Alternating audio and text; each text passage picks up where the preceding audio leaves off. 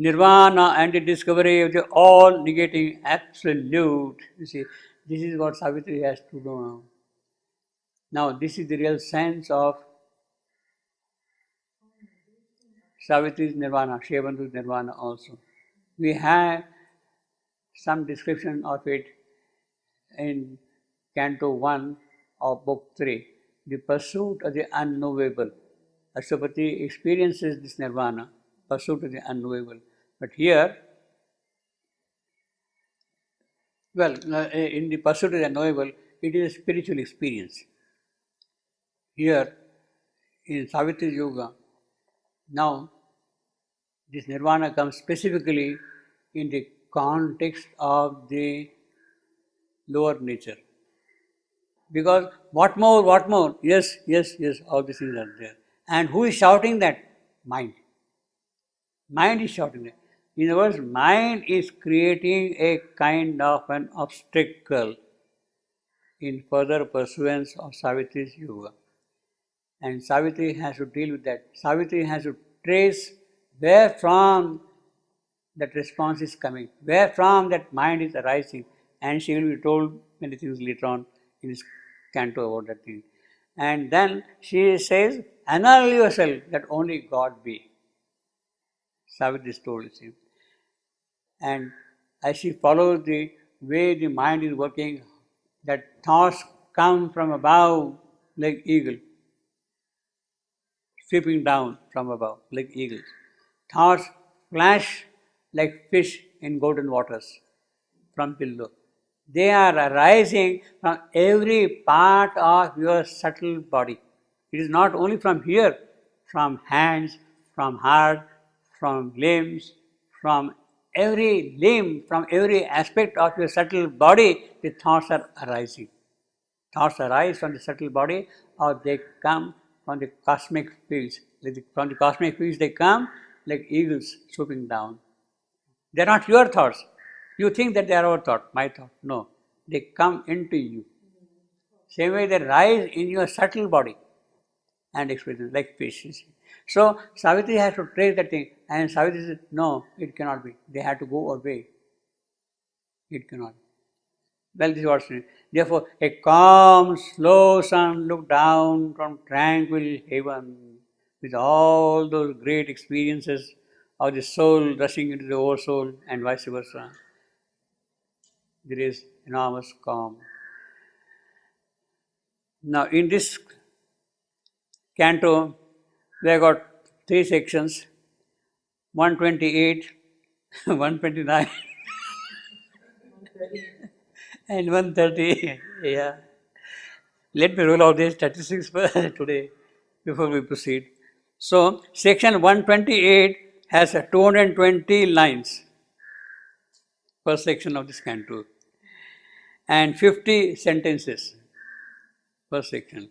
The second section, 129, has 240 lines and 55 sentences.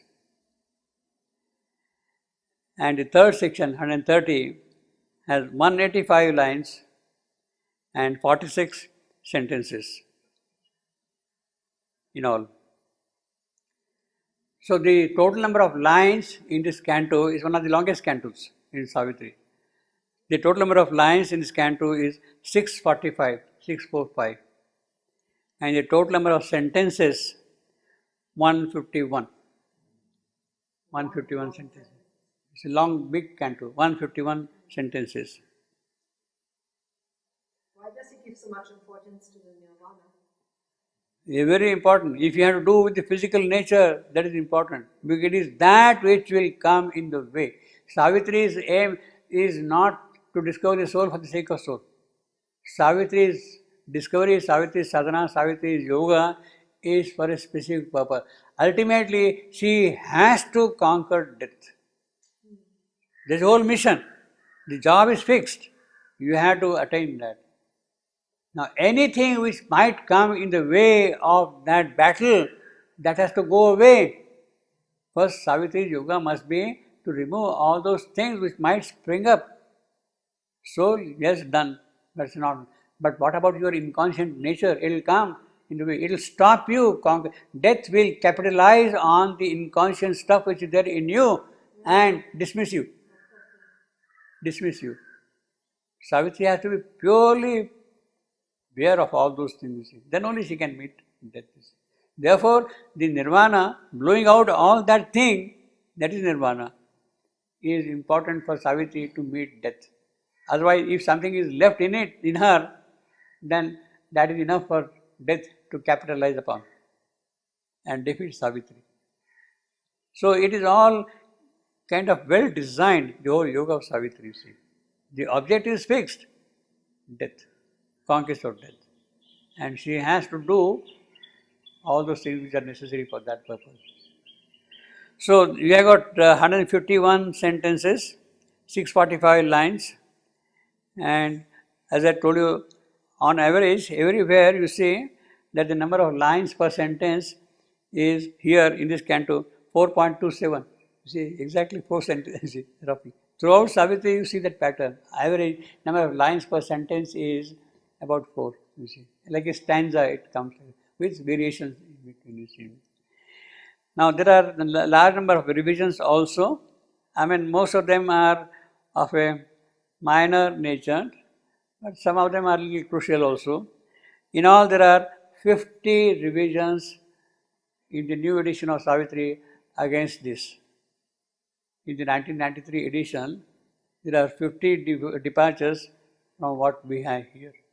Last time we had just started the 6th canto of the Book of Yoga, Nirvana and the discovery of the all negating absolute.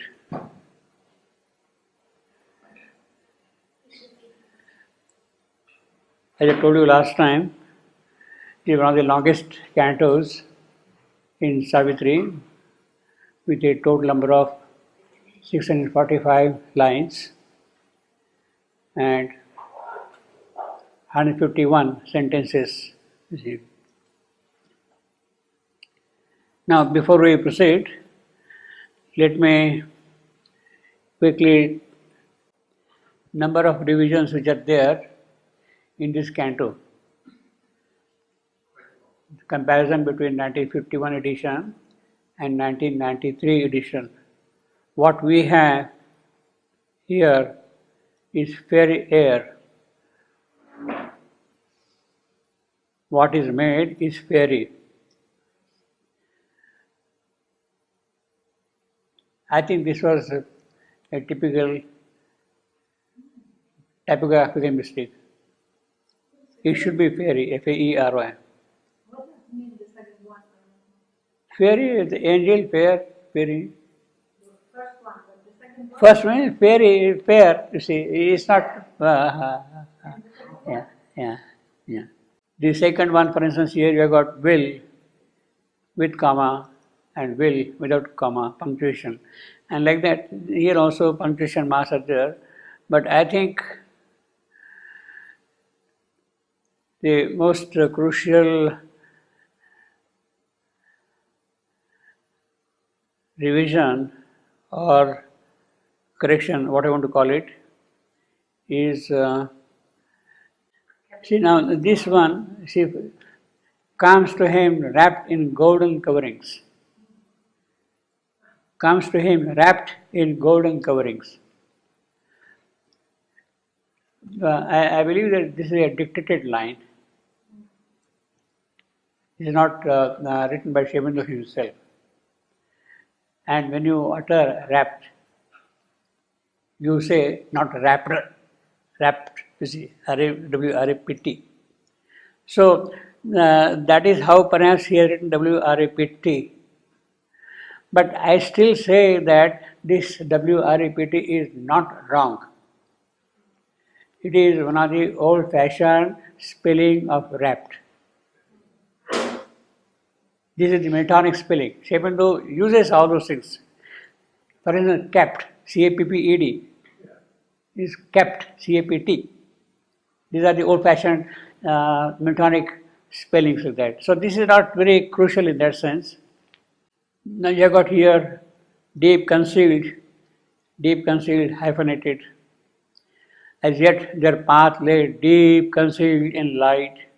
As yet their path lay deep concealed in light. See, the rhythm changes.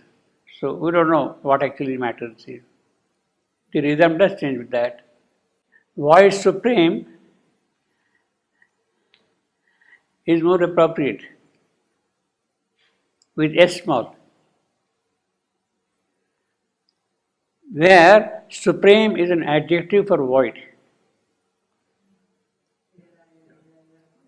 Supreme is an adjective for void.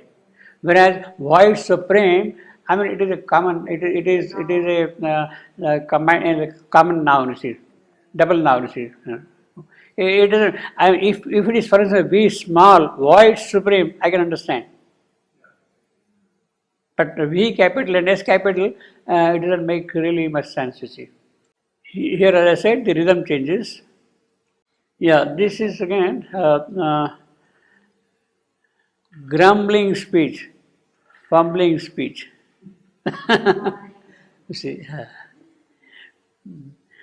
the bizarre secret of the fumbling speech, the bizarre secret of the grumbling speech. We can't say anything.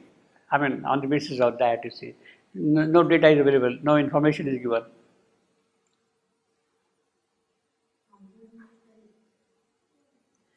Yeah, you see, now this one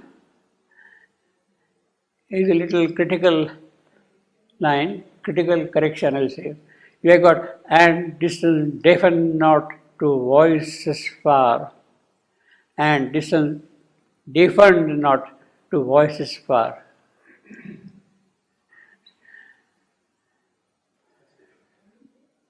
I don't know. I mean, how, if you see the text, in fact, when we come to the text, we'll see that in more carefully also, in more detail. But this is a little crucial change. Deafened has become deafened. Whether there is a textual basis to make deafened, that information is not available.